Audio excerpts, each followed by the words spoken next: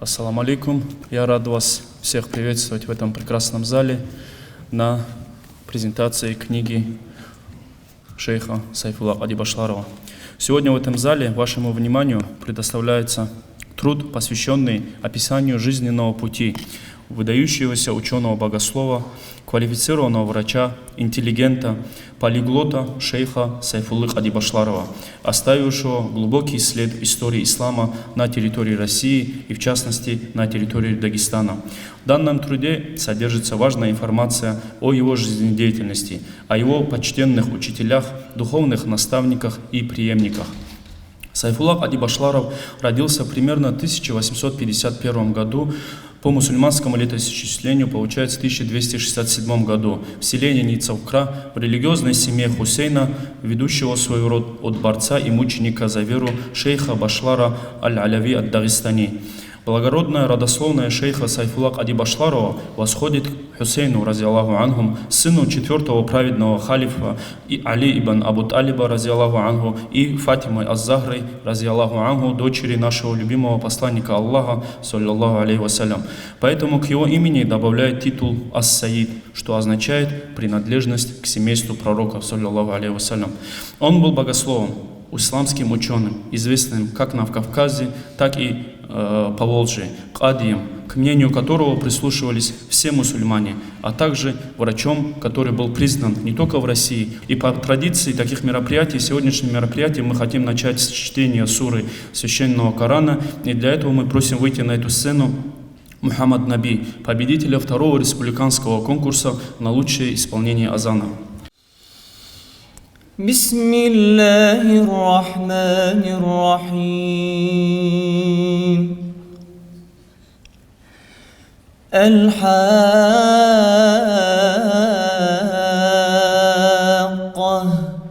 ما الحاقة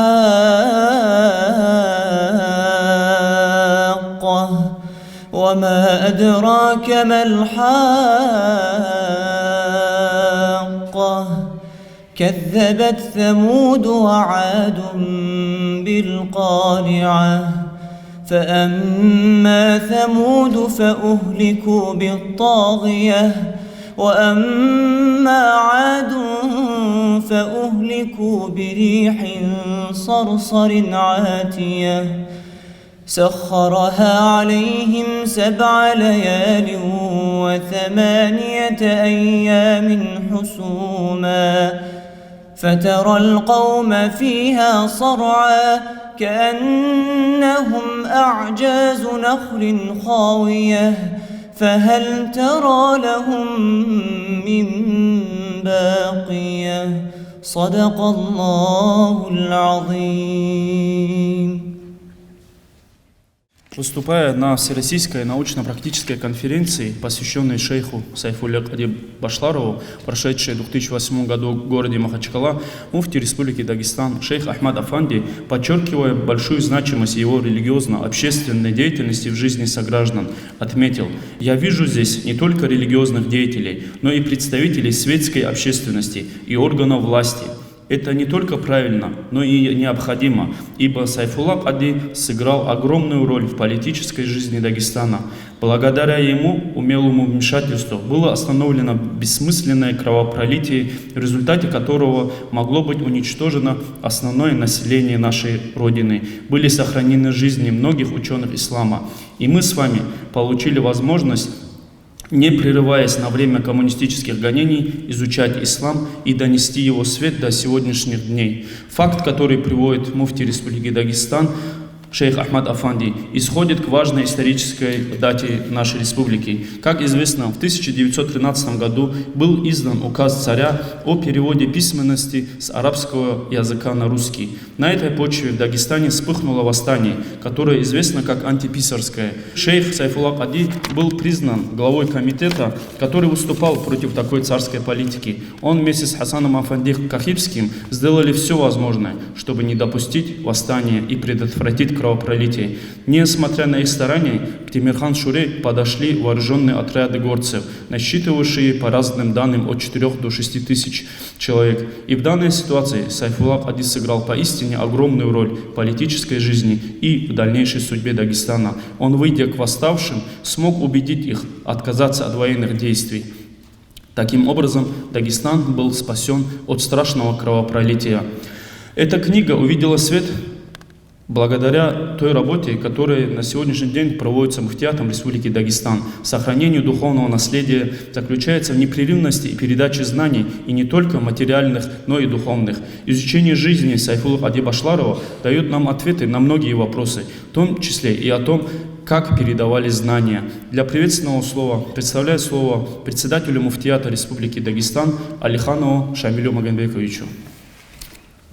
الحمد لله رب العالمين والصلاة والسلام على سيدنا محمد وعلى آله وأصحابه أجمعين. Дорогие мои братья, в первую очередь хотелось бы передать слова приветствия от муфтии нашей республики, шейха Ахмада Афанди Абдуллаева. Ассаляму алейкум ва рахматуллахи та'аля ва баракату. Также хотел бы зачитать приветственный адрес. Именем Всемилостного и Всемогущего Аллаха, дорогие братья и сестры, сегодня поистине благословенный день месяца Рабиуль-Авваль, знаменательный день для всех мусульман республики и страны, так как выходит в свет книга, в которой говорится о выдающейся личности и не только богословской деятельности. Очень важно изучать и знать жизнеописание наших славных предков, ведь они являются достоянием всего нашего общества. Я старался изучать историю жизни Сайфулла Кади Башларова, Хасан Хильми Афанди, и мы считаем себя людьми, которые следуют за ними. Я очень благодарен тем, кто занимался их историей и создал данный труд. Мы знаем благословенного шейха Сайфулла Кади, да будет свята его душа, как потомка любимого нами пророка Мухаммада, мир ему и благословение, выдающегося ученого богослова, врача, духовного наставника на пути познания Творца, суфийского шейха, нахшубандийского, шазалийского и кадырийского тарикатов. Он один из тех крупных религиозно-общественных деятелей, которые приложили большие усилия для духовно-нравственного облагораживания народов Северного Кавказа. Он был и высокообразованным интеллигентом со светским дипломом. Шейх Сайфулла Кади сыграл поистине огромную роль в политической, социальной и религиозной жизни Дагестана и не только. Он выступал миротворцем в годы революции и гражданской войны, и благодаря его умелой деятельности удалось сохранить множество жизней в нашей стране, в частности, жизни ученых-богословов. Как следствие, мусульмане получили возможность далее изучать ислам и донести его свет до сегодняшних дней, за что мы возносим хвалу и благодарность Творцу. Сегодня наш священный долг перед этим благородным шейхом Сайфулла Кади не предавать забвению истории его жизни, возносить за него благочестивую мольбу. Надеемся, что и сегодняшнее мероприятие поспособствует изучению его благословенной жизни, поможет нам следовать шейху в словах и деяниях, соответствующих ценностям нашей религии. Шейх Сайфулла Кади Башларов оставил глубокий след в истории ислама на территории России, в частности Дагестана. Мусульманские народы России во многом обязаны своим культурным и религиозным подъемом и духовным возрождением досточтимому шейху Сайфулла Кади, его наставникам и преемникам, да будет доволен ими Творец. Желаю всем благополучия, здоровья, долгих лет жизни. И дай Аллах, чтобы наши дни были подобны сегодняшнему, когда мы говорим о наших алимах, да поможет нам Всевышний следовать истинным наследникам благородного пророка, мир ему и благословение, и наделит нас их заступничеством в судный день. Аминь. Муфти Республики Дагестан, шейх Ахмад Афанди. Спасибо. На сегодняшний день Министерство по национальной политике и делам религии – это тот орган государственной власти, который ведет работу по поддержке религиозного образования на территории Республики Дагестан, по поддержке религиозных организаций и того духовного наследия, которое нам оставили наши духовные лидеры. Поэтому для приветственного слова хочу представить слово заместителю министра по национальной политике и делам религии Республики Дагестан Шафиеву Мураду Магомедовичу. Ассаламу алейкум, добрый день. Разрешите от имени министра по национальной политике и делам религии Республики Дагестан Энрика Муслимова от всего коллектива, от себя лично передать огромные слова приветствия. Ассаламу алейкум. Поблагодарить организаторов исторически значимого, важного, необходимого для современности мероприятия. Это муфтиату республики в лице муфтия шейха Ахмада Афанди и всего коллектива муфтиата, который проводит огромную работу по возрождению отечественной богословской школы, по воссозданию тех исторически важных личностей, которые сыграли огромную роль для сохранения мира и стабильности на земле Дагестана и России в целостности, в частности, на примере Сайфулла Кади Башларова. Сайфулла Кади Башларова можно говорить очень много и долго. Здесь собрались люди, которые, наверное, действительно интересуются и для которых значима эта личность. Поэтому, наверное, проявили интерес. Со своей стороны хотелось бы отметить, что этот труд, который сегодня презентуется здесь, жизнь и описание Сайфулла Кади Башларова, он очень важен и необходим. На примерах истории и примеров таких личностей, как Сайфулла Кади, можно сохранить мир и стабильность в нашем регионе, поскольку он, будучи всесторонне развитым и как духовный наставник, и как очень прекрасно исследовавший в области медицины, так скажем, ученый в этой сфере и во многих других отраслях, полиглот, знавший несколько языков, сыгравший историческую роль в 1913 году, когда было решение принято о переводе с арабской письменности. Мы с вами знаем, какие волнения были у нас в республике и какую роль сыграл именно Сайфулла Кади Башларов и те лица, которые не допустили революционных настроений. Хотелось бы отметить, что Министерством по национальной политике и делам религии Республики Дагестан уделяется огромное внимание, и мы и на будущий год предусматриваем совместно с муфтиатом работу в книгоиздании, воссоздании трудов, поскольку огромный неисследованный, так скажем, потенциал именно оставили нам наши богословы, наши ученые. Мы знаем, они и по миру разбросаны, и у нас в регионе еще не все труды, так скажем, в этом плане имеют возможность дойти до зрителя. Для этого создан отдел науки. Мы знаем, в муфтиате огромную работу проводит по оцифровке этих трудов, по воссозданию, по, так скажем, тиражированию. Со своей стороны Министерство нацполитики в рамках государственной программы взаимодействия и государственной поддержки религиозных организаций всячески будет оказывать содействие в этом процессе. И в завершении хотелось бы отметить, что сегодняшнее мероприятие, оно очень значимо, знаково и просто необходимо для нашей республики сегодняшний день. Спасибо всем, кто проявил большой интерес. Всего доброго. Шейх Сайфулла Кади Башларов. Жизнь и творчество. Уникальная личность второй половины XIX – начала XX веков, потомок благородного пророка, алейхиссаляту вассалям, выдающийся ученый-богослов, обладатель явных и сокровенных знаний, досточтимый духовный наставник, любимый и праведный раб Всевышнего, высококвалифицированный врач, интеллигент и полиглот. Шейх Сайфулла Кади Башларов родился в 1267 году по мусульманскому летоисчислению в религиозной семье Хусейна в селении Ницовкра Казикумукского ханства, которое было известно как заповедник знаний. Благородная родословная шейха Сайфуллы Кади восходит к нашему господину Хусейну, внуку любимого нами посланника Аллаха, алейхиссаляту вассалям. С самого детства будущий шейх Сайфулла рос в религиозно-научной среде, испытывая любовь к знаниям и ученым богословам.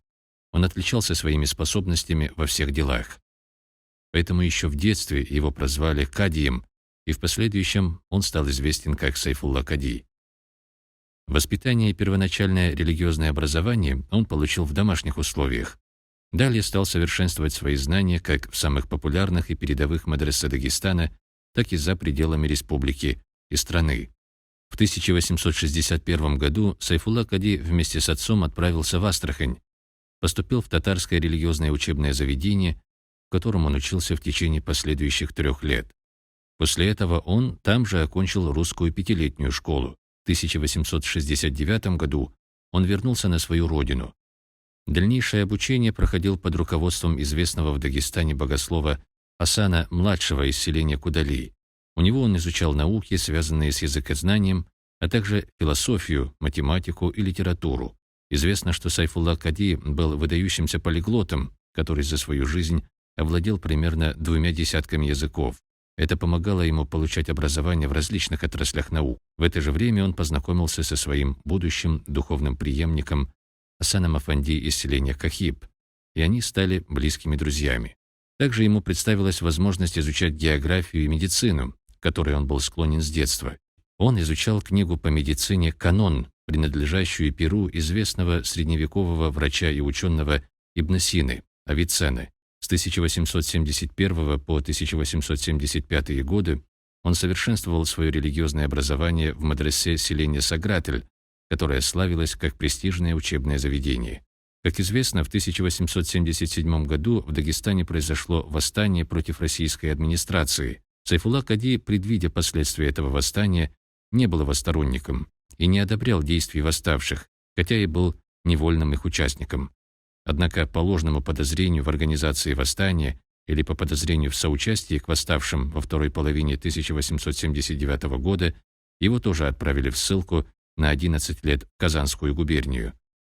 Во время ссылки некоторые друзья Сайфулла Кади из Поволжья, в числе которых были татарские религиозные авторитеты, приложили много усилий для того, чтобы получить для шейха приписной статус. Они добились для него права на свободное передвижение и разрешение работать.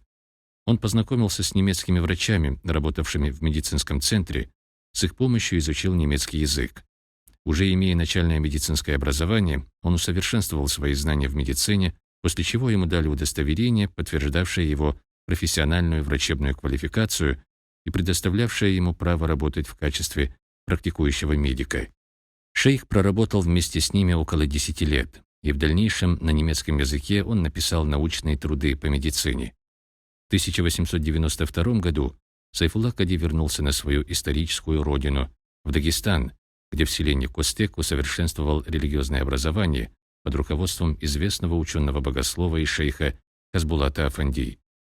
В следующем 1893 году по рекомендации своего указанного учителя он отправился в город Чистополь Казанской губернии, где вступил на суфийский путь духовного воспитания под руководством известного шейха Мухаммада Закира аль-Чистави. Вскоре получив известие о болезни матери, в том же 1893 году шейх Сайфулла Кади вернулся к себе на родину, где через некоторое время он получил печальную весть о кончине своего шейха. После этого в поисках духовного наставника Сайфулла Кади совершает долгое путешествие по Ближнему Востоку, объездив множество стран и городов.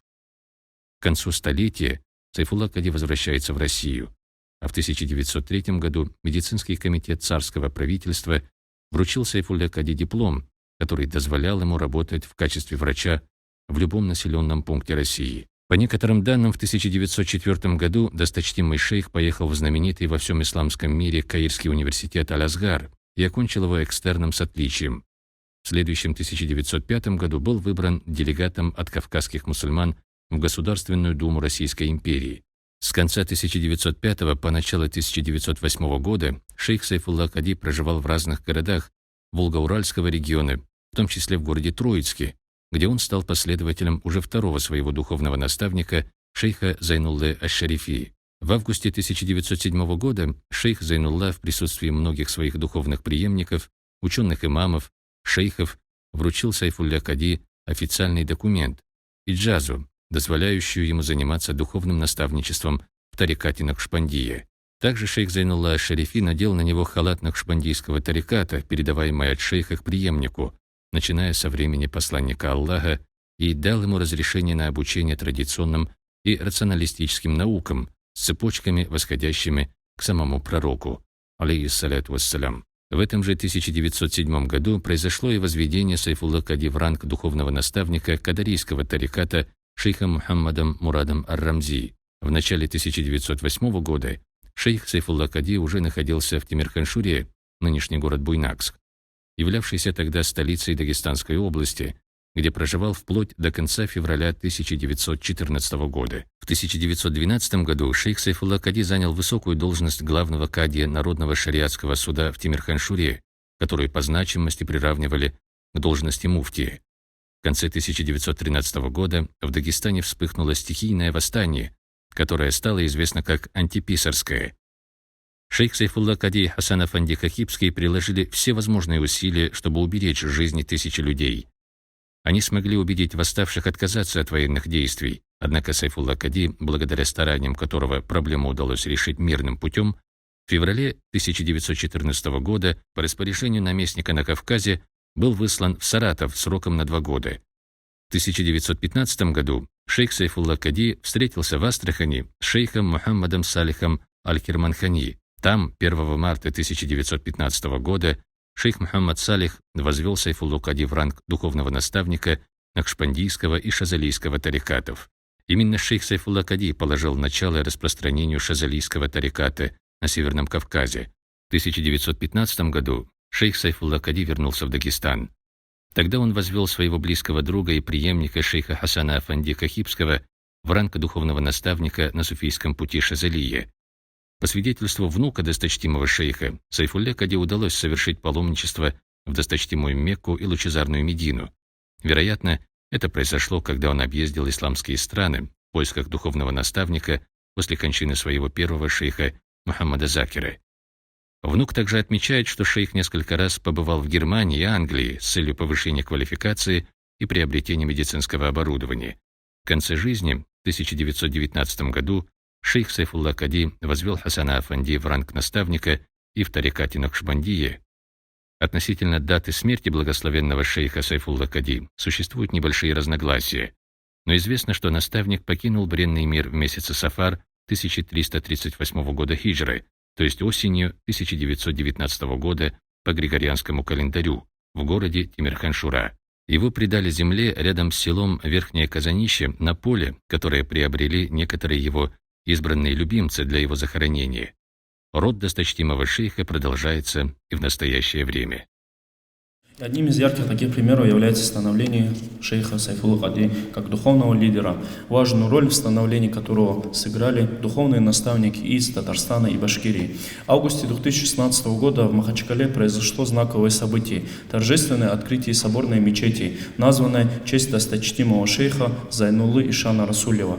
Выступая на этом совете ученых-богословов, приуроченного к знаменательному событию, муфти Дагестана шейх Ахмад Афанди отметил: «Хочу подчеркнуть, что это радостный для дагестанцев день, когда мы приняли решение дать этой важной для многих дагестанцев в мечети имя выдающегося богослова, досточтимого шейха Зайнуллы Аш-Шарифи, сыгравшего важную роль в жизни нашей республики». Сегодня с нами в этом зале присутствует начальник отдела по вопросам шариата Духовного управления мусульман Республики Дагестана, кади города Казани Булат Русланович Мубараков. Вам слово.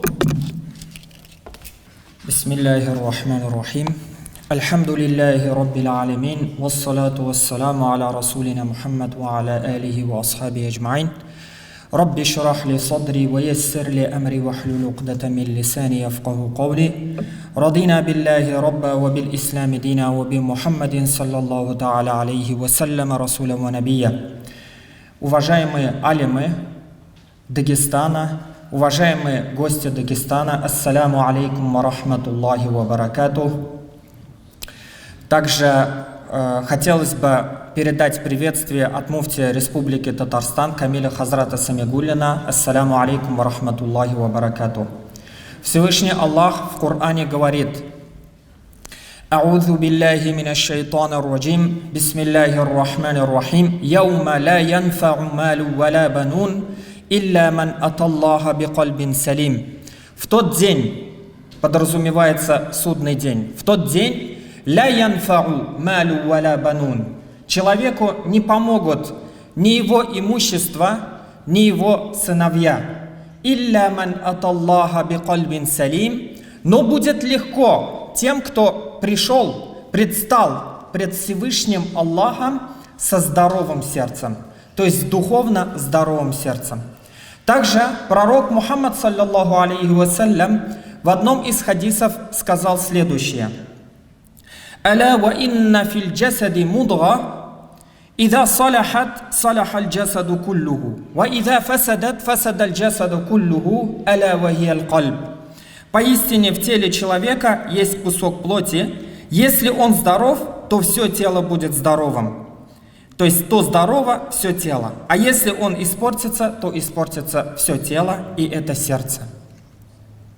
Есть связь, которая особенно ценна в исламе, и это духовная связь, основой которой является любовь ко Всевышнему Аллаху. На протяжении многих веков народы Дагестана и Татарстана были очень близки на основе духовной связи, именно этой связи, именно на основе связи любви ко Всевышнему Аллаху, духовного родства. И ярким примером такого родства является личность ученого шейха Сайфулла ад-Дагестани, рахимахуллах, ва каддасаллаху сирраху, и татарских шейхов-наставников, каддасаллаху та'аля асрарахум, некоторых из которых мне бы хотелось сейчас упомянуть. В XIX веке в Волго-Уральском регионе действовали два основных духовных лидера в Поволжье. Это был Мухаммад Закир аль-Чистауи, годы жизни 1804-1893. И в юго-восточной части Зайнулла Расулев, каддасаллаху сиррахум, 1833-1917 годы жизни. Известный суфийский шейх, педагог, меценат Мухаммад Захир Ишан, каддасаллаху сирраху, Камалов, родился в 1804 году в деревне Сосна. Ныне это Балтасинский район Республики Татарстан. После окончания знаменитого Маскаринского мадраса его назначают имам-хатыбом Чистопольской мечети, наставником шейха в тарикате Нахшибандия, от которого он получил иджазу на воспитание муридов, был шейх Махмуд Афанди ад-Дагестани. Каддасаллаху сирраху. Мухаммад Закир Хазрат не стоял в стороне и от мирских дел, он занимался торговлей, был купцом второй гильдии, воспитал 18 детей и построил мадраса Камалия на собственные средства. Мухаммад Закир Хазрат был известен как в Казанской губернии, так и за ее пределами. Одним из муридов Мухаммад Закир Ишана, каддасаллаху сирраху, был общественный религиозный деятель, ученый, муфтий Дагестана и Северного Кавказа Сайфулла Кады Башларов, каддасаллаху сирраху. Шейх Сайфулла описывает события встречи с шейх Мухаммад Закир Ишаном следующим образом. Его слова, цитата: «Весной, попрощавшись с Хасбулатом Афанде, я направился к шейху, познавшему Аллаху, Мухаммад Закиру аль-Чистауи, каддасаллаху сирраху. По милости и заботе Всевышнего Аллаха я прибыл к нему в указанное им время, и я понял, что он подобен бескрайнему океану знаний. От него исходило счастье, благодать и благословение, а его лоб излучал божественный свет». Таким образом, шейх Сайфулла Кады, рахимахуллах, встретился со своим первым духовным наставником тарикат Нахшибандии и принял у него суфизм весной 1893 года. После кончины шейха аль-Чистауи в июне 1893 года, то есть в этом же году, шейх Сайфулла Кады Куддиса сирруху в поисках нового наставника, который продолжил бы его духовное воспитание, объездил разные страны, как об этом тоже было сказано, упомянуто, но не обнаружил шейха, которым бы остался доволен. Далее слова шейха Сайфулла Кады, каддасаллаху сирраху: «Со смертью шейха я стал подобен выброшенному зерну и не знал, как поступить. Я оставался в таком состоянии, пока от духовной сущности рухания шейха Мухаммада Закира, каддасаллаху сирраху, не пришло указание отправиться к шейху Зайнулле аль-Ма'мури аш-Шарифи, куддиса сирруху, жившему в Восточной Сибири. Я пришел в умиление и изумление». Итак, упоминая шейха Зайнулла Расулева, то есть пару слов тоже и о нем мы скажем. Он изучал шариатские науки, и у признанных ученых своего времени его духовным наставником в тарикате был османский шейх Ахмад Даяуддин аль-Гумушханави куддиса сирруху. От него Зайнулла Ишан получил иджазу на воспитание муридов. В 1884 году он обосновался в городе Троицке в качестве имама мечети, и благодаря шейху в город Троицк стал одним из основных центров обучения исламу в Волго-Вятском регионе, а также в Поволжье. Рядом с мечетью Зайнулла Ишан основал мадраса Расулия. Известно также, что Зайнулла Ишан в 1891 году заложил первый камень в основании мадраса Мухаммадия, который находится в Казани на сегодняшний день. Такими, уважаемые гости, уважаемые братья, такими были наши предки, такими были предки наших народов. И в будущем мы, народ Татарстана, надеемся на развитие духовной связи, подобно тому, как это было у наших предков. То есть духовной связи с шейхами, с алимами и с народом благословенного Дагестана. Пусть Всевышний Аллах сделает эту связь до судного дня, пусть ее продлит до судного дня. И пусть Всевышний Аллах сделает так, чтобы мы объединились на этом пути, на пути любви ко Всевышнему Аллаху. Вассаляму алейкум ва рахматуллахи ва баракатух. Вам спасибо, Булат Русланович, за то, что в это непростое время нашли время и смогли посетить наше мероприятие. Безусловно, ваше присутствие, оно приукрасит наше мероприятие.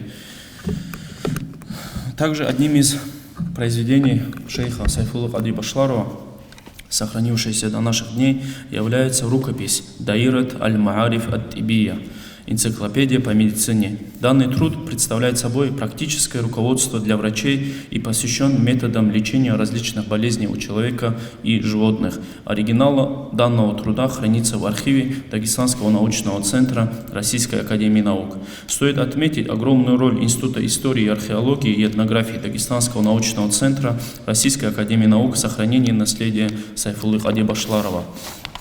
Далее я хочу представить слово Мусаеву Махачу Абдуллаевичу, директору Института археологии и этнографии Дагестанского научного центра Российской академии наук. Ассаламу алейкум, уважаемые участники презентации книги. Прежде всего, хотелось бы отметить, при входе получил книгу, ее очень приятно держать в руках. И, конечно, успел только просмотреть фотографии, содержание и список той литературы, которая использована при подготовке данного издания. И обратил внимание на то, что у людей, которые фотографии в данной книге, у них какое-то спокойное, мудрое выражение лица, и смотреть на них даже как-то приятно. И следующий момент, ознакомившись со списком литературы и с содержанием, я понял, что мне эту книгу обязательно нужно будет прочитать, чтобы расширить свои знания в отношении биографии, жизненного пути и творчества шейха Сайфулла Кадри. У меня есть свой собственный опыт соприкосновения. В свое время, очень давно, правда, я занимался восстанием 1877 года. И перебирая письма, я ознакомился с перепиской, в том числе и сосланных, и несколько даже писем, непосредственно, я уже даже не помню, им написанных или ему написанных, я переводил и издавал. И когда проходит очень много времени, остается, не факты остаются в голове, а какие-то ощущения, связанные с этой личностью. Я тогда обратил внимание, и то, что для себя до сих пор сохранил, это то, что этот человек на тот период совершенно молодой человек, он был блестяще образован, и более старшего поколения люди писали ему, и это по тональности, по используемым оборотам, это видно, как равному себе. И второй момент, который обратил внимание, это человек был общественно ориентированным, то есть его интересовало то, что происходит в обществе, и он хотел в этих общественных процессах участвовать. Второй момент, когда я столкнулся с личностью Сайфулла Кадри, это был 2013 год в Тбилиси, там очень хороший архив, и я взял дело, связанное с антиписарским движением, которое развернулось в Дагестане в 1913 году. Многие не понимают, о чем, не специфическая историческая аудитория здесь, я немножко поясню. Речь шла о том, чтобы заменить, делопроизводство в горах, по всему Дагестану велось, на сельском уровне кадиями сельскими на арабском языке, вот, и они от общества получали за это плату. Теперь выходит приказ о том, что, значит, письмоводство должно вестись на русском языке, и, соответственно, общество должно оплачивать содержание этих писарей, то есть, которые никак не связаны с этим обществом. И были установлены минимальные ставки заработной платы. То есть, я точно не помню, но, по-моему, в районе 200 рублей должен был получать русский писарь, и он, естественно, хоть маленькое село, хоть большое село, эти 200 рублей в год они должны были ему собирать. Естественно, это било, значит, это же не только религиозный вопрос, это еще и финансовый вопрос, и жизни мусульманской общины в последующем. Вот. И это в этих чрезвычайных событиях, конечно, свою выдающуюся роль сыграл и Сайфулла Кади. Вот тоже по ощущениям, хотел бы сказать, обращало на себя внимание то, что этот человек, шейх, был очень общественно значимым в этот период. Это конкретно мы можем говорить по фактам, по документам. Значит, в 1913 году в дагестанском обществе Сайфулла Кади был общественно значимым человеком. Это тоже неудивительно. Мы можем говорить, что и ранее он был, учитывая и выборы в Государственную Думу, и то, что он стал кадием Дагестанского народного суда. Тоже здесь для неисторической аудитории поясню, о чем идет речь. Дело в том, что судопроизводство в Дагестане после установления российской власти с 1860 года велось, значит, в отношении дагестанцев, военно-народным судом, как он тогда назывался.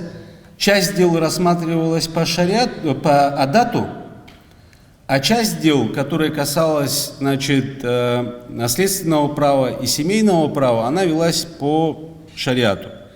И в каждом из округов были народные судьи и один кадий. Народные судьи, они судили по адату, а кадий судил по шариату. И каким-то образом в глазах дагестанцев была заложена такая, значит, тенденция, нужно было этот суд держать в определенном авторитете. То есть, чтобы дагестанцы на него ориентировались. И изначально, с первого дня существования Дагестанского народного суда, кадиями Дагестанского народного суда были выдающиеся и самые авторитетные ученые своего времени. То есть мы можем вспомнить, там с первого начинает Аль-Уради, потом следующий был Мухаммад Тахир Аль-Карахи и так далее. И вот один из этих в этой цепочке, это значит Сайфулла Кади, который был кадием Дагестанского народного суда.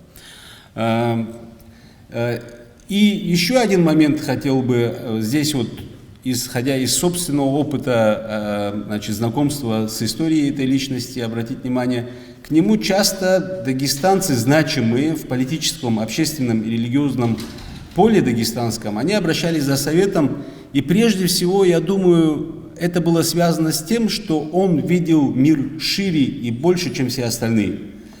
Он бывал во многих странах мира, он знал жизнь общества, тенденции общественного развития, и в условиях информационных того периода человек, знающий, видевший мир, это был человеком, это был своеобразное окно в мир. И к нему, естественно, понимая, что его знания, значит, не только в религиозной области, но и еще светской, и они более широкие, к нему обращались за советом. Я хочу сказать, что очень важное дело, что жизнь и творчество замечательных дагестанцев изучается, и хотелось бы, чтобы была продолжена эта работа, потому что многие труды нам неизвестны, нуждаются в переводе, интерпретации. Стоят конкретные исторические вопросы, в том числе перед нами. Например, на какие исторические процессы, это очень важный вопрос, ну, в частности для историка, не просто биография человека, а на какие исторические процессы конкретно повлиял этот человек, что послужило инструментом, как он влиял и к чему это привело. И эти очень важные вопросы, которые нуждаются еще в последующем изучении. И хотел бы пожелать автору-составителю дальнейших успехов, и чтобы эта книга была началом большого пути по изучению жизни и творчества наших достойных великих предков. Спасибо.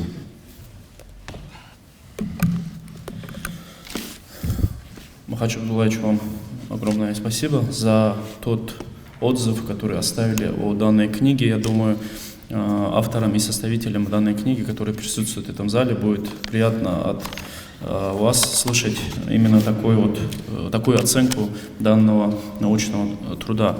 Духовная связь Дагестана и Татарстана продолжается и сегодня. 4 наших богослова в начале сентября успешно защитили диссертации на соискание богословской ученой степени доктора исламских наук Болгарской исламской академии. Далее я хочу представить слово одному из них, Магомеду Абдугамидовичу. Бисмиллахи р-Рахмани р-Рахим. Альхамдулиллахи Раббил Аламин. Вассалату вассаламу аля сайидил мурсалин. Мухаммадин ва аля алихи ва сахбихи аджмаин. Амма ба'д. Фассаламу алейкум ва рахматуллахи ва баракатух. Уважаемые братья, сестры, дорогие гости. Ученые говорят, «Инда дикри салихина танзилю рахма». Когда говорят о хороших, правдивых, праведных людях, не спосылается рахмат, милость, благодать Всевышнего Аллаха.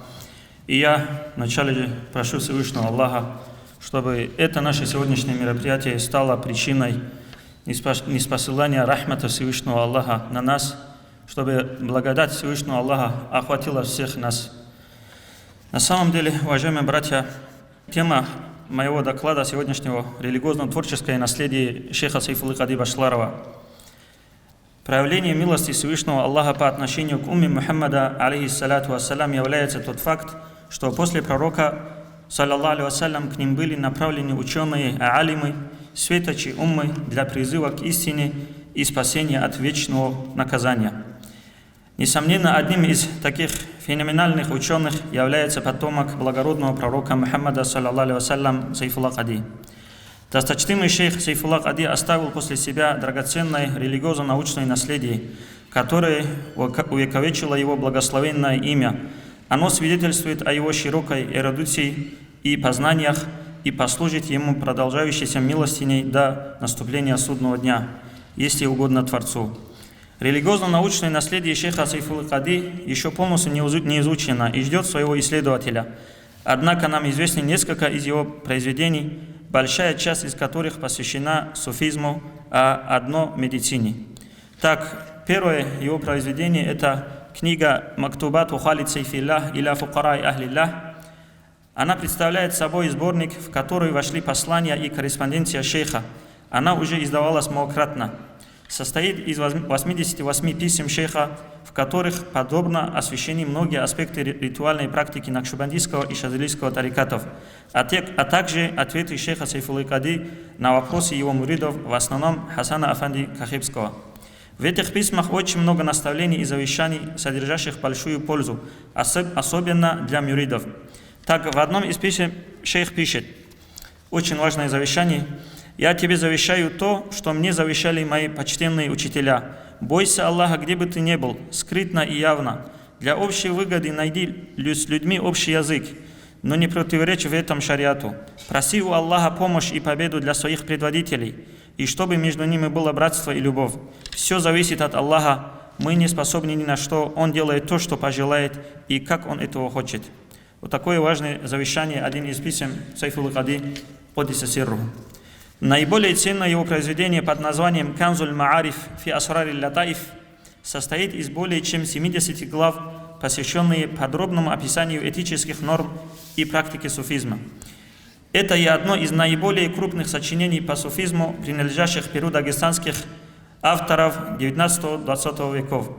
Когда шейх Сайфулла Кади написал эту книгу, он не мог ее отредактировать из-за своей физической немощи.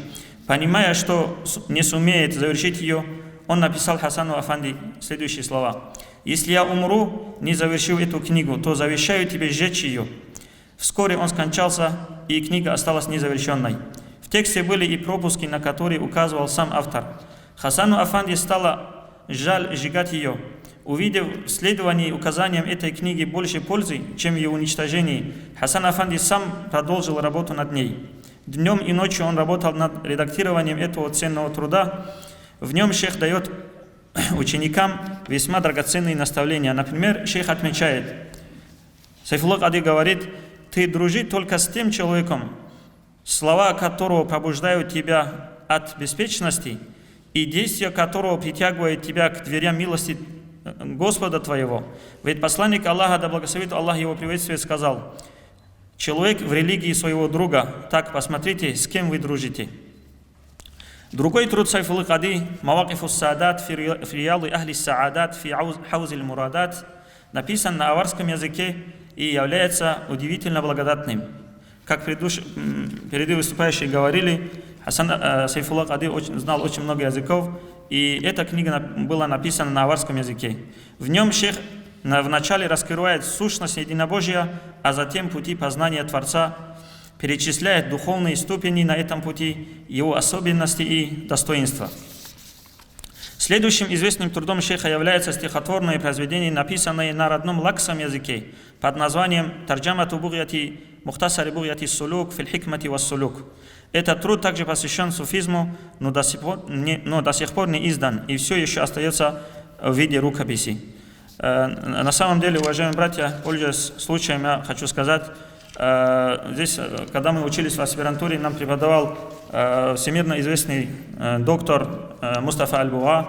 Видя наши книги, рукописи, которые еще не изданы, еще которые остаются неизвестными для нас, он всегда нам завещал, говорил, что ваша обязанность перед вашими предшественниками, учеными, нашими праведными предшественниками, ваша обязанность, говорит, издавать эти книги, чтобы вы работали над этими книгами, чтобы вы отредактировали эти книги. И на самом деле, не все книги, даже Сайфуллах Ади, еще они не изданы. И поэтому очень большая надежда на наших студентов, что они проработают над этими книгами. И как сегодня, иншаллах, мы соберемся еще раз для презентации этих всех рукописей. Также одним из его сохранившихся до сегодняшних дней трактатов по медицине называется «Даирату аль-Маариф ат-Тиббия». Данный труд представляет собой практическое руководство для врача и посвященный методам лечения различных болезней у человека и у животных. В книге произведены наименования лекарственных средств, инструкции для лечения этими препаратами, а также технология их изготовления. В ней даются рецепты на немецком, арабском, русском и некоторых дагестанских языках. Также составлен сборник посланий шейха, найденных в последние годы. Эти послания также написаны на арабском языке и представляют собой переписку шейха с наставниками и другими лицами, в частности, с его шейхом Зайнулой Аш-Шарифи. Письма были изданы в 2018 году под попечительством муфтия Республики Дагестан шейха Ахмада Афанди в составе сборника суфийских трактатов нескольких шейхов. Данный сборник посланий отличается тем, что в ней содержатся письма, содержание которых ранее не было отражено в других его сочинениях. Здесь приводятся письма к его наставнику Зайнуле Аш-Шарифи с просьбой дать ему разрешение передавать хадисы посланника Аллаха ﷺ и обучать им других. Так, в одном из писем Сайфуллах Ади пишет смысл: «Меня побудил к поискам непрерывной цепочки до пророка ﷺ в хадисах тот факт, что Дагестан, хоть и является источником знаний, мудрости и ученых, он был лишен этих цепочек, то есть иснад. Иснад – это непрерывная связь передатчиков до пророка, саллаллаху алейхи вассалям. Увидев это, у меня появилось желание написать вам письмо с просьбой дать мне разрешение для передачи и обучения хадисам пророка, саллаллаху алейхи вассалям. Потому что я знаю, что любое действие, которое не имеет непрерывной цепочки до пророка, подобно ребенку, от которого отказались его родители». И Абдуллах ибн Аль-Мубарак, всем известный исламский ученый, предшественник, говорит, что иснад, она часть религии. И если бы не было бы иснада, то кто хочет, что хочет, то и сказал бы, говорит. Поэтому наша религия, она очень большое внимание обращает на иснад, непрерывность, то есть на достоверность. Потому что, когда человек от себя что-то говорит, мы у него спрашиваем: ты это откуда берешь? какой источник.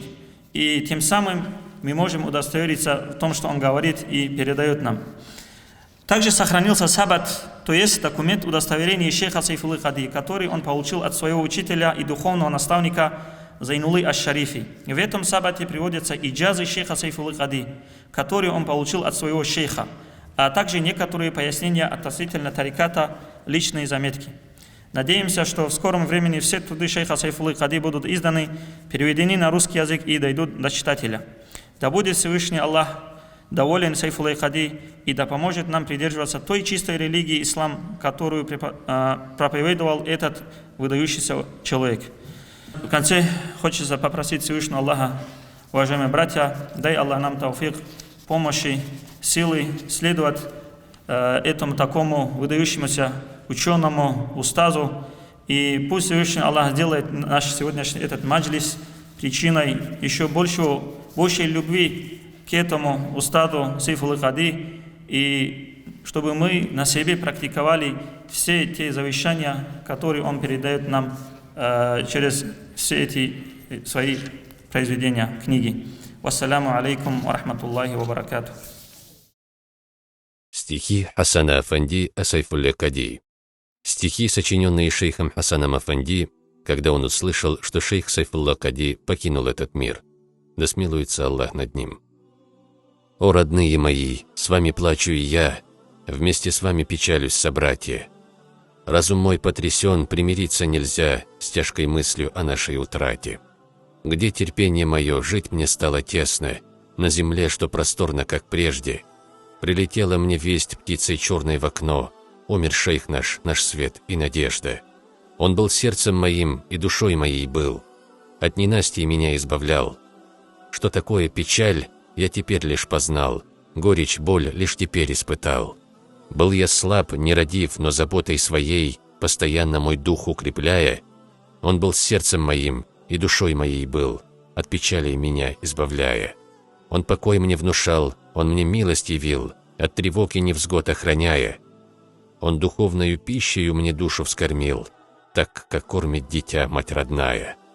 Все мне стало невмочь, тяжело на душе, мое сердце тревога томит. В этом горе моем лишь мечтаю о том, что нас вместе Аллах воскресит.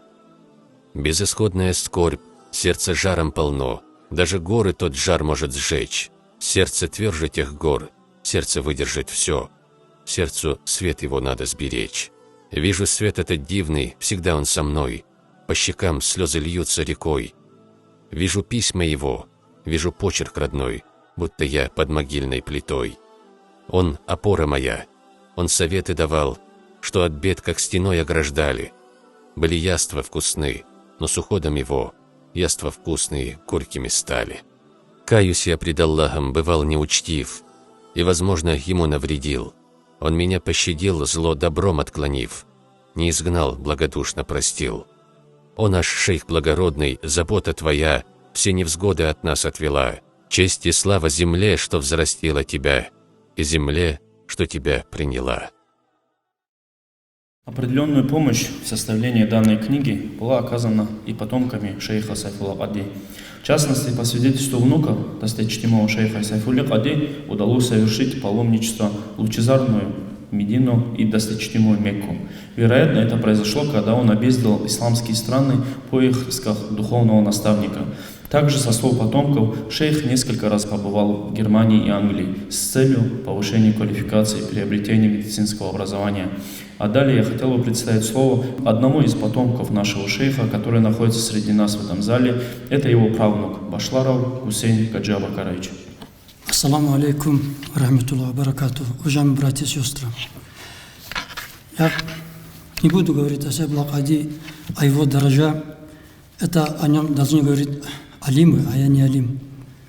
Я хочу сказать несколько слов о самих алимах.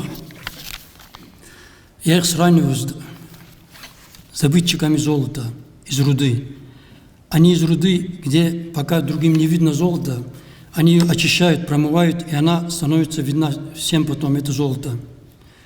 Точно так же алимы, они своим пытливым умом и прозорливым глазом очищают истину от шелухи, от наносного, и представляют это нам на всеобщее обозрение.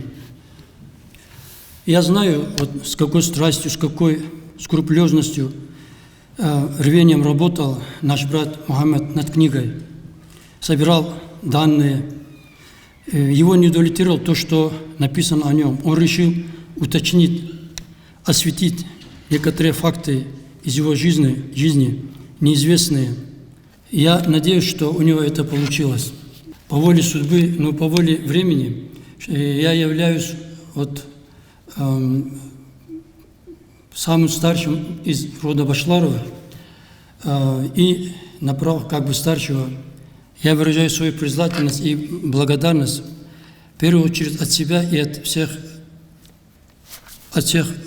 рода Башларова, да и от других мусульман, которые прочитают эту книгу. Пусть эта книга будет ему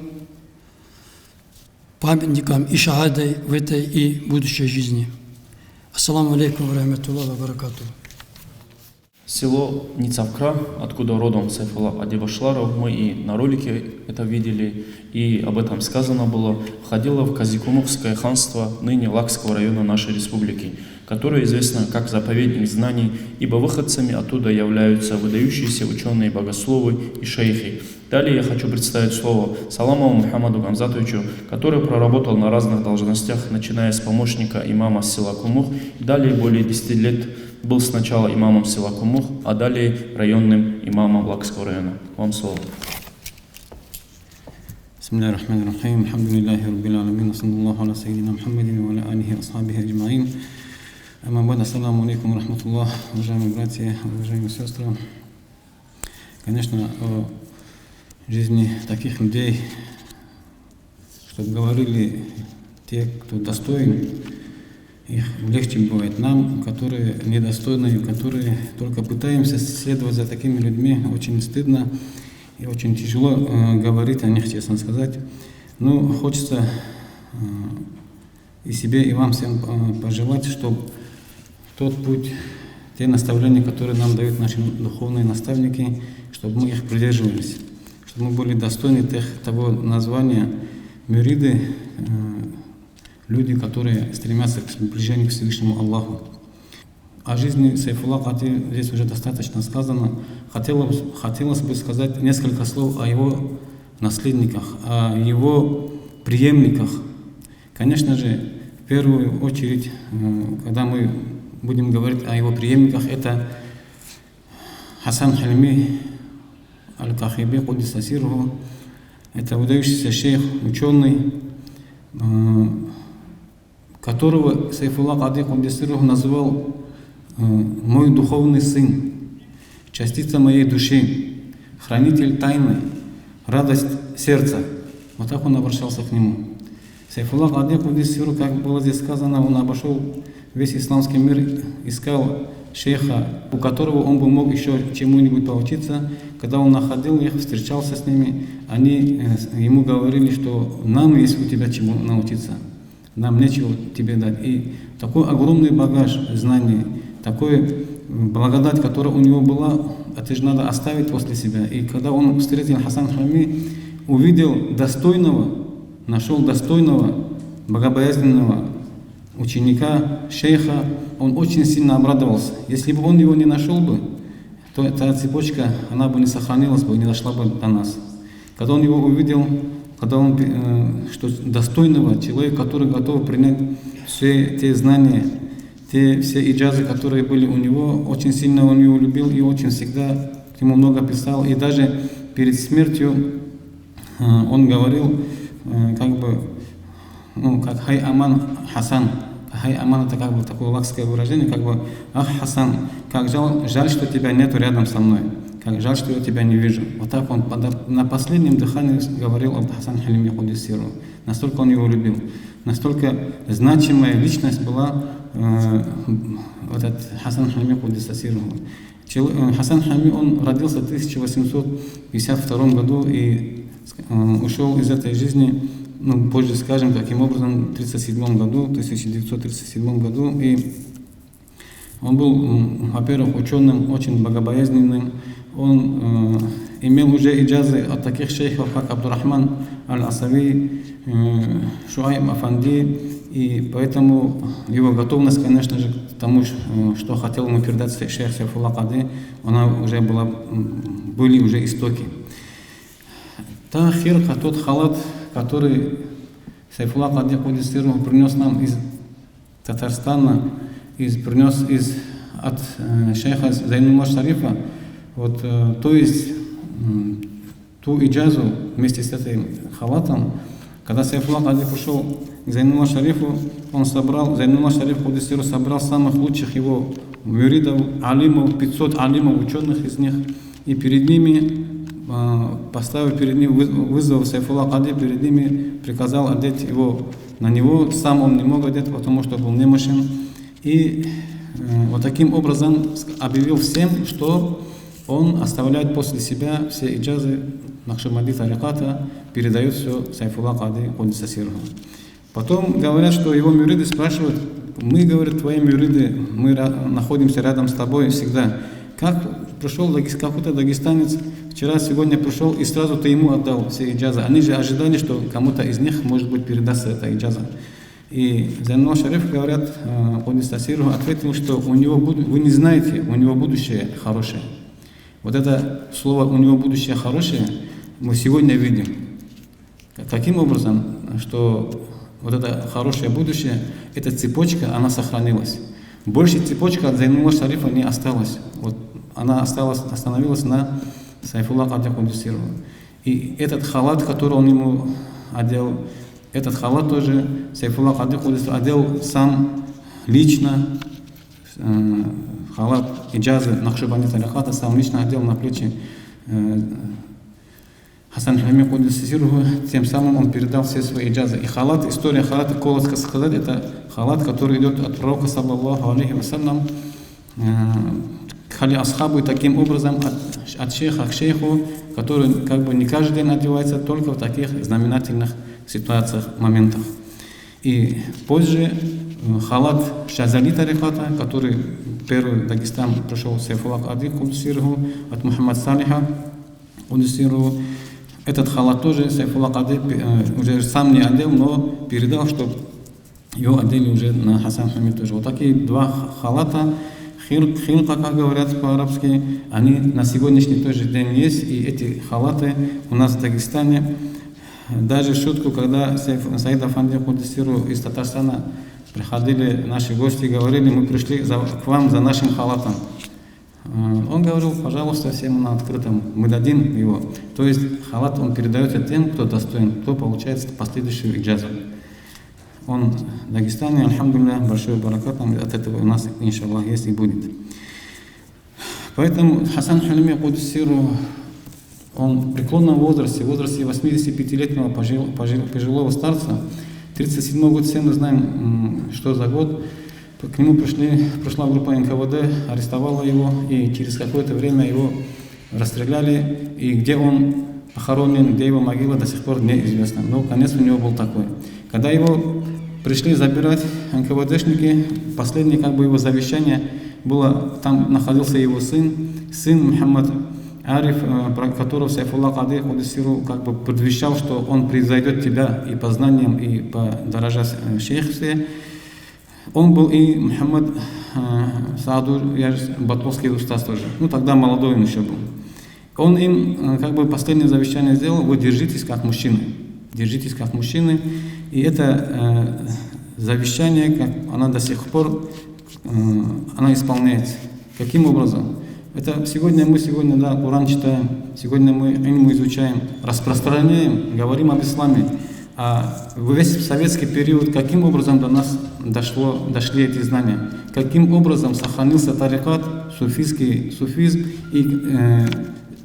и шариатские знания? Каким образом? Только баракатом этих устазов.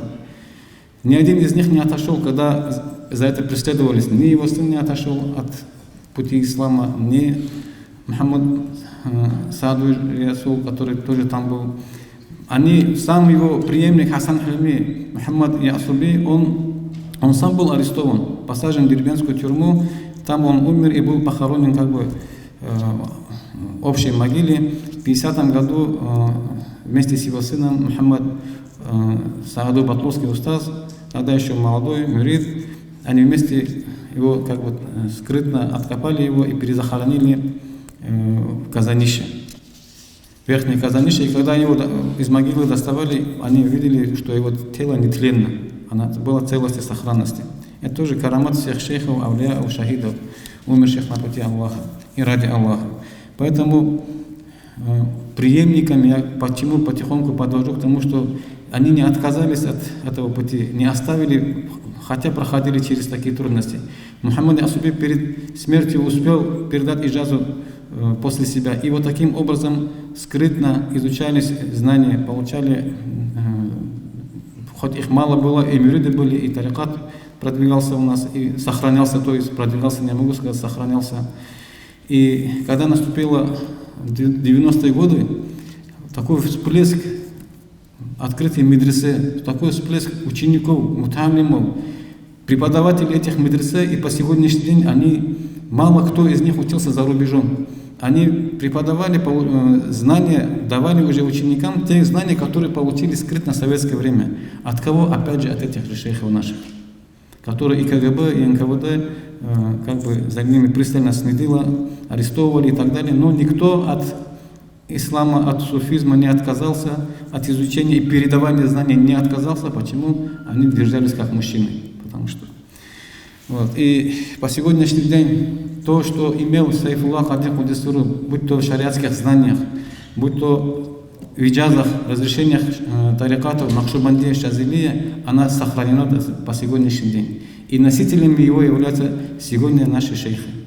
И одним из них, конечно же, если кто-то не знает, в 2012 году получил иджазу точно так же, тот же самый халат, который был одет Сайфуллах Кадир Кудесуру, по цепочке, который передается вместе с иджазой, с разрешением на наставничество, получил наш муфти Дагестана Ахмад Хаджи Афанди. Это тоже большой наш ни'мат, что есть, альхамдулилля, что есть кому это передать, есть достойные со всех сторон, по богобоязненности, по знаниям шариата, чтобы могли кому это дать, этот аманат, и сохранять. И вот этот баракат, то, что мы сегодня видим, благодаря нашим устазам, благодаря нашим шейхам, благодаря таким учителям, начинателям, как Сайфуллах Кади Удисафиру. Поэтому результат мы пожинаем сегодня. И если бы, представьте себе, не осталось бы этого, у нас не передалась бы эта цепочка и прервалось бы, мы бы, наверное, вот, очень долго мучились бы, искали бы, где истина. А представить нашу религию как истину мы видели сами в 90-х, 2000-х годах, началах, когда каждый со своей трибуны призывал к себе и заблуждал сколько нашей молодежи. И если бы опять же, не эти наши алимы, еще больше было бы заблудших.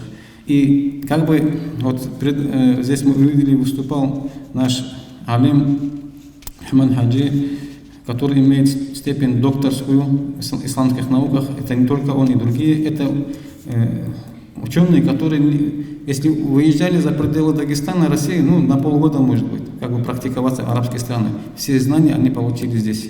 А аттестовали их и ученые из Сирии, и Египта. И вот таким образом, как бы не просто так диплом дали, а со всеми как бы аттестациями, со всеми проверками. Опять же, баракат наших же устазов и шейхов. Из наставлений шейха Сайфуллах Кади Кудесуру, вот такое наставление я выписал, там много было интересных, где он говорит, цель вступления на суфийский путь – это изучение качеств пророком, саллаллаху алейхи вассалям, исследование его примеру жизни. Вот цель суфийских шейхов, чтобы человек был богобоязненным, чтобы человек оставил плохие деяния, чтобы человек больше поминал Всевышнего Аллаха. И все то, чему учил нас Сайфуллах Кади Кудесуру, предыдущие его ученые, сегодня мы абсолютно все мы можем найти у наших современников, наших шейхов, их последователей, их преемников, таких как наш муфти Ахмад Хаджи Афанди. Я вам про него еще раз говорю, уважаемые братья и сестры, потому что они очень сами скромные, не любят про них, чтобы говорили, но наше дело сказать, чтобы мы знали. для тех, кто этого не знал. Дай Аллах нам тафик, помощь, понимать это, ценить это, благодарить Всевышнего Аллаха, что среди нас есть сегодня преемники таких великих ученых, как Сайфуллах Кади Куддиссирруху, что мы можем пойти к ним и получить то же самое, что получали мюриды в свое время от таких устазов, как Сайфуллах Кади Куддиссирруху. И не быть, находиться как бы современником этих устазов и не посетить их, и не пойти научиться от них тарикату. Баракаллаху всем, вальхамдулиллахи раббил аламин. Каждый факт из биографии шейха Сайфулла Кади Башларова, отраженный в данной книге, имеет документальное подтверждение. Далее хочу представить слово руководителю отдела науки и образования Муфтията Республики Дагестан, автору и составителю данной книги Гаджиеву Мухаммаду Бахрудиновичу, человеку, который в процессе составления данной книги проделал огромную работу по поиску и сбору информации. Собраны архивные документы не только из наших источников российских, но и получены копии архивных материалов, которые хранятся в зарубежных архивах ближнего и дальнего зарубежья. Мухаммад Бахрудинович, вам слово. Бисмиллахи рахмани рахим. Альхамдулиллахи раббил аламин. Ассалату вассаламу аля ашрафил мурсалин. Сайидина Мухаммад алейхиссалату ва атамму таслим. Амма ба'д. Ассаламу алейкум ва рахматуллахи та'аля ва баракатух. Дорогие братья и сестры, уважаемые гости, с вашего позволения тоже скажу несколько слов о значимости и достоинстве изучения истории и жизнедеятельности таких поистине уникальных личностей, как шейх Сайфуллах Кади Куддиссирруху, что говорит об этом ислам, исламское вероучение и мусульманские ученые, богословы и историки. В Священном Коране приводится аят, имеющий следующее значение: «О верующие, бойтесь Аллаха и будьте правдивыми людьми». Правдивые люди, о которых говорится в указанном аяте, это приближенные и любимые рабы Всевышнего Аллаха. Слова их правдивы и не расходятся с делом, сердца полны искренности, а внутренняя сущность озарена познанием Создателя. Всевышний повелевает нам находиться рядом с подобными людьми. В следовании этому велению для нас заключено великое благо. Однако, как быть, если таких праведников, с которыми нам хотелось бы вступить в сотрудничество, уже нет в живых? Ученые богословы поясняют, что сподвижничество бывает как физическим, так и духовным. И это духовное сопутствие заключается в поминании таких личностей, в изучении их истории, жизни и деятельности, подражании им. Богословы даже утверждают, что благородный Коран преследует в основном цель обучать людей 3 аспектам: основам веры, шариатским положениям и истории о предыдущих поколениях, дабы мы извлекали поучительные уроки для себя из истории. Известный ученый-богослов первых столетий ислама Суфьян бин Уяйна отвечал: «Инда зикри салихин татаназзалу рахма». При упоминании праведников исходит милость Всевышнего Аллаха. Дело в том, что если человек будет изучать жизнедеятельность благочестивых людей, их высокую мораль, то, как они старались принести пользу отдельной личности и обществу в целом, если он увидит их скрупулезность в соблюдении велений Творца и как они остерегались от ослушания Ему, как они проявляли терпение и стойкость, когда сталкивались с трудностями, то это неизбежно отразится на нем и будет побуждать его совершать благие деяния, быть полезным для окружающих и воздерживаться от деяний дурных, будет способствовать его духовно-нравственному облагораживанию. В этом и заключается смысл ниспослания милости Всевышнего Аллаха. Помимо этого, от великого имама Аш-Шафии переданы следующие слова: «Ман кара ат-тариха зада аклуху ва калла хатауху». У того, кто изучает историю, совершенствуется ум и уменьшается число ошибок. Несомненно, поступки и слова человека, который изучает жизнь и деятельность мудрых людей, станут похожими на их слова и поступки. Помимо этого, изучение истории наших праведных предшественников оберегает человека от заблуждений, поскольку он знает, какого пути придерживались предводители исламской общины и какова была их вера, мораль, поведение и культура. Хвала Всевышнему, наша Республика Дагестан тоже с давних пор славилась своими учеными-богословами, праведниками и просветителями, известными не только на территории нашей страны, но и за рубежом. Несомненно, среди выдающихся деятелей Дагестана 19-20 веков достойное место занимает фигура ученого-богослова, религиозно-общественного деятеля, миротворца, шейха Сайфуллаха Кади Башларова, и все названные выше и множество других достоинств заключены в изучении истории его благословенной жизни. Одним из феноменов шейха Сайфулла Кади было то, что он одновременно был и высокообразованным врачом с российским светским дипломом, и грамотным дипломатом, и ученым-богословом, и духовным наставником 3 путей суфизма, который в совершенстве знал вероучение исламской религии. Однако, несмотря на уникальность этой личности, жизнь, общественно-политическая деятельность и творческое наследие шейха все еще остаются недостаточно изученными. И в этой связи надеемся, что данный скромный труд шейха Сайфулла Кади Башларова «Жизнь и творчество» поможет хоть в какой-то мере восполнить пробел в знаниях о жизни и деятельности славного шейха, да будет доволен им Творец. В процессе работы над подготовкой к изданию данного труда нами было использовано большое количество источников литературы на арабском, русском и других языках, как из российских государственных архивов, так и из частных библиотек ученых-богословов и историков Дагестана. Пользуясь случаем, хочется выразить искреннюю благодарность тем, кто помог в подготовке к изданию и выпуске книги. В частности, хочется выразить признательность директору Института истории, археологии и этнографии ДНЦРАН Махачу Мусаеву, который, по мере возможности, старается помочь нам источниками и литературой, потомку благословенного шейха Башларову Хусейну и Саламову Мухаммаду имаму за дополнительную информацию о семействе шейха, а также всем присутствующим на этом мероприятии. И надеемся, что в дальнейшем, с учетом поступивших пожеланий и замечаний читателей и обнаруженной новой информации о благословенном шейхе, нам, по воле Всевышнего Аллаха, удастся и переиздать данный труд уже в более лучшем качестве. Вассаламу алейкум ва рахматуллахи та'аля ва баракатух. Далее мы переходим к приятной части нашего сегодняшнего мероприятия, к вручению благодарственных писем и памятных подарков лицам, которые внесли тот или иной вклад в составление данной книги. Благодарственное письмо муфтия Республики Дагестан вручается Махачу Абдуллаевичу Мусаеву. Вручает председатель муфтията Шамиль Алиханов. Благодарственное письмо муфтия Республики Дагестан вручается потомку шейха Сайфуллы Кади Башларова Хусейну Гаджиабакаровичу. Булату Руслановичу Мубаракову вручаются часы.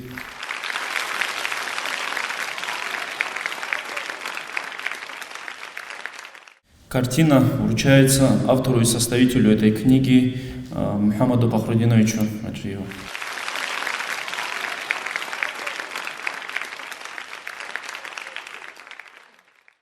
Портрет шейха Сайфулла Кади Башларова Десиру вручается Мухаммаду Гамзатовичу Саламову. Также портрет шейха Сайфулла Кади Башларова вручается Мухаммаду Абдугамидовичу Магомедову, доктору исламских наук.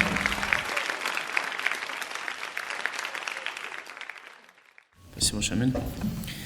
И в завершении я еще раз хотел бы поблагодарить всех вас, которые, оставив все свои дела, нашли время и пришли на это мероприятие. Хочу пожелать всем вам здоровья, чтобы Всевышний Аллах оградил нас от всех невежеств и зла, и чтобы осветил наши сердца нуром и дал возможность познать величие таких ученых, как Сайфулла Кади Башларов.